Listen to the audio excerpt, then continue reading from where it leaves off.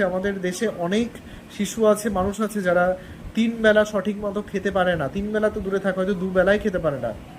সুতরাং এই যে নষ্টের যে একটা অপব্যবহার, খাবারের যে অপব্যবহার, মানে আমি যতটা পারবো না খাবার খেতে, বাট আমি নেব, এই প্রবণতা যেন শিশুর মধ্যে না আসে।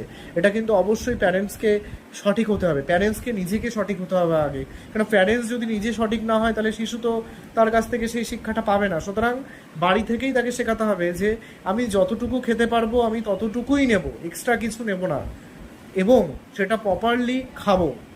এই খাওয়ার, সঠিকভাবে খাওয়ার প্রবণতার জন্য প্রত্যেকটা শিশুর মধ্যে গড়ে ওঠে, দেখবে বড় হলে সে অনেক আলাদাভাবে তৈরি হবে। এটা কিন্তু খুবই প্রয়োজন। নেক্সট পয়েন্ট কি বলবো, যেটা অতি গুরুত্বপূর্ণ একটা সম্পদ, জল। আমরা জানি জল হচ্ছে আমাদের জীবনের একটা অতি গুরুত্বপূর্ণ সম্পদ।